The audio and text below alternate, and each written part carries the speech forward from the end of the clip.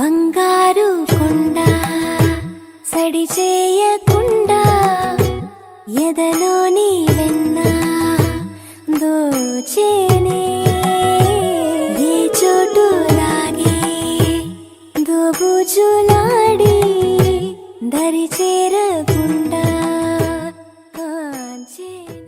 One, two, three.